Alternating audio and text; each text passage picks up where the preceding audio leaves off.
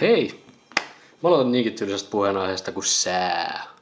Eli tuolla on siis +20 ulkona ja kello on joku 3 ja mä en oo vieläkään päässyt ulos täältä kämpästä. Mitähän tuolla ulkona voisi tehdä? Ainakin siellä voisi tehdä vaikka lumiukkoja tai sit siellä voisi hiihtää. Mitähän siellä voisi tehdä? Okei. Tai sit mä voisin mennä vaan skeittaamaan. Eli mä lähden tänään skeittaamaan. Kävin mä muutamana päivänä. Mä en jaksanut kuvata mitään. Kun on just noin kesän ensimmäiset skeittipäivät, niin niistä ei vaan tule mitään. Ei yhtään mitään. Se on kamalaa katsottavaa. Mä haluaisin ennen kuin mä lähden skeittaamaan, niin mä haluaisin itse näyttää, onkohan tosta vuosi vai 2. Se oli silloin ennen kuin mä aloitin vlogaamaan. Eli siitä on ainakin vuosi. Ei, siitä on 2 vuotta. En minä tiedä. Aivan sama.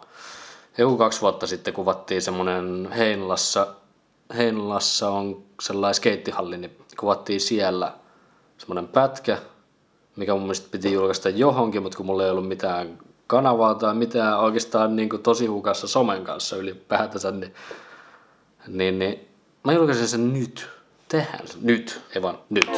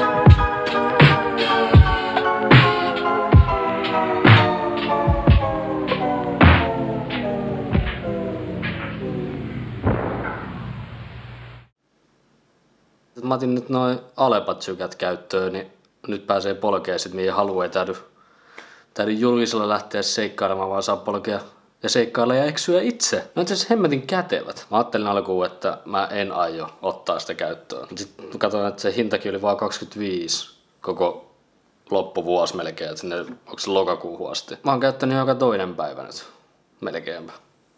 Aina kun jotain pikkumatkoja, niin mieluummin lähtee polkea kuin tuolla ysillä, mikä ei tosta ikinä kulje. Aina myöhässä tai aina täynnä. Ja sit aina se on siitä vielä niinku ihan sikakiva, että mä voin ottaa sen laudan siihen mukaan, polkea jonnekin, jättää sit sen tsykän sinne, ja sitten mä voin tulla laudalla pois. Tai mä voin jäädä skeittaamaan johonkin, mun ei tarvitse huolehtia enää siitä laitteesta, millä mä olen tullut. Joo, tää ei ole mikään mainospuhe niille, mutta on ne vaan kätevät. No niin, mä en jaksa enää jauhaa tähän mitään, eikä mulla toisaalta mitään sanottavaakaan ole, joten mennään tämän päivän aiheeseen, joka on siis skeittaus, ja nyt mä menen sinne.